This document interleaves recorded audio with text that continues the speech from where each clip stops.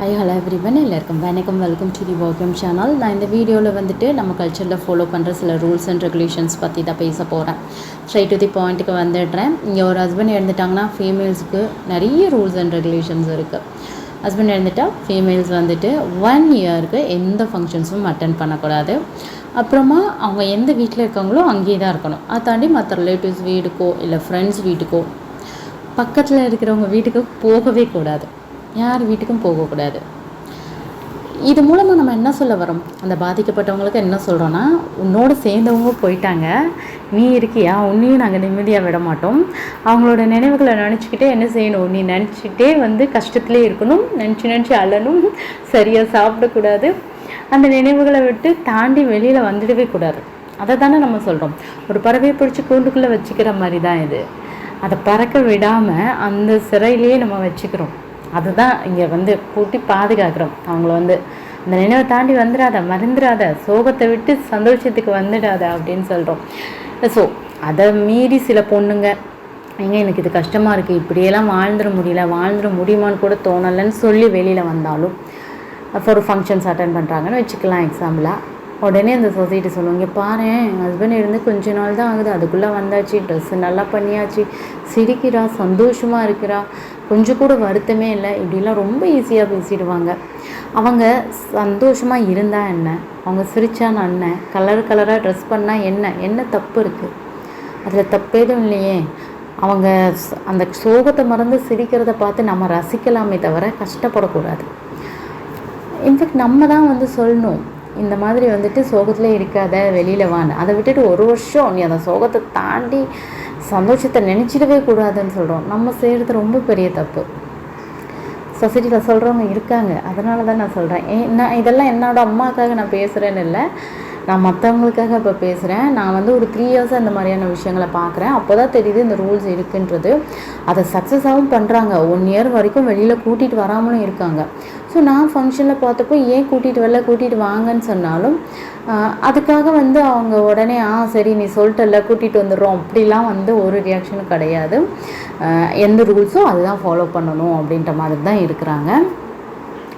இதில் இதை ஏன் நான் இவ்வளோ தீர்க்கமாக சொல்கிறேன், இன்றைக்கி நான் ஏன் இதை சொல்கிறேன்னா, என்னுடைய அப்பா இறந்ததுக்கப்புறமா நான் வீட்டுக்குள்ளேயே இருக்கிறேன். யாரும் எனக்கு ரூல்ஸ் போடல. நான் அப்போ நினச்சிக்கிட்டே இருக்கிறேன், அந்த நினைவுகள் மட்டுமே இருக்குன்னு நினச்சிட்டே இருக்கிறேன். ஒன் டே வேறு ஒர்க்குக்காக வெளியில் போகிறேன். அது கூப்பிட்றாங்க, சரின்னு வெளியில் போகிறேன். எனக்கு அன்னைக்கு தெரியுது அவ்வளோ பெரிய டிஃப்ரென்ஸ். நான் எவ்வளோ தூரம் அந்த சோகத்தை கேரி பண்ணி இருந்திருக்கேன், நான் அந்த நினைவுகளோட மட்டுமே இருந்திருக்கேன் அப்படின்றது. இப்போ வெளியில் போனால் ஒரு மாற்றங்கள் வருமா அப்படின்றது அன்னைக்கு தான் எனக்கு புரியுது. இந்த மாற்றங்களை மற்றவங்களுக்கு கொடுக்காமல் இருக்கிறது ரொம்ப பெரிய தப்பு, நம்ம செய்கிற பாவம் அப்படின்றது தோணுது அன்றைக்கி. அதனால தான் இவ்வளோ தீர்க்கமாக சொல்கிறது நானே நினைக்கல. வெளியில் போகும்போது, அதாவது நான் முன்னாடியே நான் மற்றவங்களை வெளியில் கூட்டு வரணும்னு தான் சொல்கிறேன். ஆக்சுவலாக நான் அந்தளவுக்கு பாதிக்கப்பட்டிருப்பேன்றது எனக்கு தெரியாது. எனக்கு அன்றைக்கி போகிறப்ப தெரியுது, நானே சோகமாக இருந்திருக்கேன் போல் அப்படின்றது நிஜமாலே அது வீட்டுக்குள்ளே இருக்கிறது அவங்களுக்கு நம்ம கொடுக்குற தண்டனை. அவங்களுக்கு பிடிச்ச பசனையும் இழந்துட்டு தண்டனையாக ஒரு விஷயம் அனுபவிக்கணுமானா அது கூடாது. செகண்ட் திங் நான் சொல்ல வர்றது மாங்கல்யம் எடுக்கிறது. மாங்கல்யம் எடுக்கிறதும் நான் என் அம்மாக்கிட்ட சொல்லலை, மற்றவங்களுக்கு சொன்னேன். மாங்கல்யம் எடுக்காதீங்கன்னு மற்றவங்களுக்கு நடக்கும்போது ஒருத்தவங்களுக்கு சொன்னேன். அன்றைக்கும் என்னென்னா அதுக்கு பிரயோஜனமே இல்லை, எடுக்க தான் செய்யணும், அது ரூல் தான் அப்படின்றத கை கட்டிட்டு தான் நின்னாங்க. அந்த இதை பண்ணுறாங்கல்ல, அது அவங்களுக்கு ரொம்ப கஷ்டமாக இருக்குது. அதை எடுக்கும்போது அவங்க அவ்வளோ தூரம் அழுகிறாங்க. என் அம்மாக்கில் நான் மற்றவங்களுக்கு நடக்கும்போது சொன்னேன், அவ்வளோ பெயின்ஃபுல்லாக அவங்க ஃபீல் பண்ணுறாங்க அந்த இடத்துல. இதில் சில பேர் சொல்கிறது ஏன் அதை மாங்கல்யம் எடுக்கிறாங்க அப்படின்னா, அது அவங்க கட்டினது, அப்போ அவங்க இறந்துட்டாங்கன்னா நம்ம அவங்களோட அனுப்பிச்சிடணும் அப்படின்ற மாதிரி சொல்கிறாங்க. நான் என்ன சொல்கிறேன்னா, யார் எதை கொடுத்தாலும் அவங்கக்கிட்ட திருப்பி கொடுத்துருவீங்களா போகும்போது? கிடையாதுல்ல. ஒரு மணி கொடுக்குறாங்க, ஜுவல் கொடுக்குறாங்கன்னா அதை உடனே போட்டு எரிச்சிடுவீங்களா? கிடையாது. இந்த மாங்கல்யம் எடுக்கிறதுலையும் பாருங்கள், அந்த மாங்கல்யம் இருக்குல்ல, அந்த திருமாங்கல்யம் கோல்டில் போட்டிருப்பாங்களா, அதை எடுத்து வச்சுப்பாங்க, அந்த கயிறை மட்டும் கட்டி வச்சுருவாங்க. பிகாஸ் அதுக்கு மணி வேல்யூ கிடையாது. அதை எரிச்சிடலாம், இல்லை புதைச்சிடலாம். இது என்ன ரூல்ஸ் அது? அதுக்கப்புறம் சில பேர் வந்து சொல்லலாம், அப்போ நீங்கள் ஏன் வந்து கல்யாணத்தப்போ ஏன் வந்து அந்த தாலி கட்டிக்கணும்? அப்போ கல்யாணன்ற அந்த ஒரு சடங்கு நடத்தாமல் அந்த தாலியை கட்டிக்காமல் அப்படி வாழ்ந்துடலாம்னு கூட இங்கே சில பேர் வந்து சொல்ல வரலாம். இந்த மாங்கல்யத்தை கட்டிக்கிட்டு இப்போலாம் சில பேர் வந்து மாங்கல்யம் கழுத்தில் போட்டுக்கிறாங்க, அந்த செயின் வந்து இல்லாட்டி போடாமலும் இருக்காங்க. அது அவங்கவுங்களோட இஷ்டம். ஆனால் போட்டுக்கணும்னு சில பொண்ணுங்களுக்கு தோணலாம். அதை வந்து நான் போடாமல் நீ இருக்கணும் அப்படின்னு நம்ம ரூல்ஸ் போட முடியாது. போட்டுக்கணும்னு தோன்றவங்க மாங்கல்யம் போட்டுக்கிட்டே வந்து இப்போ கல்யாணத்துக்கு அப்புறம் வந்து அப்படியே வந்து அவங்க வாழலாம்.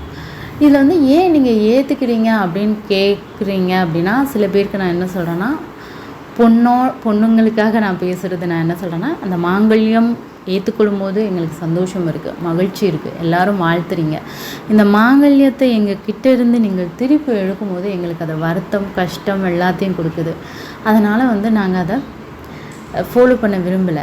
ஸோ ஒரு ஹஸ்பண்ட் கல்யாணத்துக்கு அப்புறமும் அந்த திருமங்கலம் போட்டுட்டு வாழ்கிறதும் வாழறதும் அந்த பொண்ணோட இஷ்டம். அதுக்கப்புறம் வந்து ஒரு ஹஸ்பண்ட் இறந்துட்டாங்கனாலும் அந்த மாங்கல்யத்தை திருப்பி தன்னோட வச்சுக்கணுமா, இல்லைன்னா வந்துட்டு எடுத்து கலட்டி அவளே தனியாக வச்சுக்கொள்ளட்டுமா அப்படின்றதும் அந்த பொண்ணோட விருப்பம்தான். அதில் வந்து யாருமே தலையிடக்கூடாதுன்னு தான் சொல்கிறேன். இங்கே ரிச்சுவல்ஸ் என்ன சம்பிரதாயம் இதெல்லாம் இருக்குல்ல, இதெல்லாம் மனுஷங்களாக பிறந்து தான் உருவாக்கினது. இந்த கடவுள் வந்து எழுதியெல்லாம் வந்து வச்சிடல. அப்போ இதை நாம் தான் உருவாக்கணும். அப்போ இது எது பாசிட்டிவ் வைப்பு கொடுக்குதோ அதை நம்ம ஏற்றுக்கலாம், எது நெகட்டிவ் வைப்பு கொடுக்குதோ அதை ஏற்றுக்க வேண்டாம். இதை நான் வந்து பொண்ணுங்களுக்குன்னு நான் சொல்லலை, ஆண்களுக்கும் பொண்ணுங்களுக்கும் சேர்த்து தான் சொல்கிறேன்.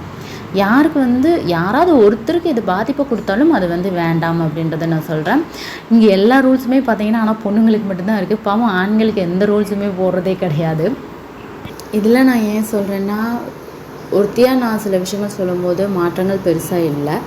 அப்போ யாருக்காவது இந்த மாங்கல்யம் எடுக்கிற அந்த ப்ரொசீஜர்லாம் நடந்துச்சுன்னா நீங்கள் ஒரு நிறைய உமன்ஸ் சேர்ந்து சொல்லுங்கள். சேர்ந்து சொல்லும்போது கண்டிப்பாக வந்து அதுக்கு அந்த வாய்ஸ்க்கு பவர் இருக்கும். கண்டிப்பாக வந்து நீங்கள் அதை ஸ்டாப் பண்ணலாம்.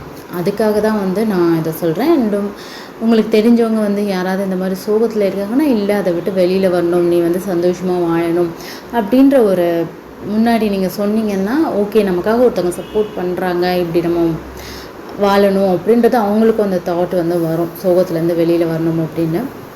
அதுக்காக தான் நான் இதை ஷேர் பண்ணேன். நம்ம வந்து மற்றவங்களோட வாழ்க்கையில் ஏதாவது ஒரு சோகம் நடக்கும்போது நம்ம அப்படி தள்ளி ஓரமாக இருந்துடணும்னு அவசியம் இல்லை. அதுக்கு ஒரு சின்னதாக ஒரு விஷயம் வந்து சொல்லி, ஓகே நீ சந்தோஷமாக வாழணும் அப்படின்னு சொல்லி ஒரு வழி காமிச்சு நம்ம விடலாம். ஸோ அந்த ஒரு சப்போர்ட்டிவாக வந்து நீங்கள் இந்த வீடியோ கேட்குறவங்க இருக்கணும். ஓகே பாய், நெக்ஸ்ட் வீடியோவில் மீட் பண்ணலாம்.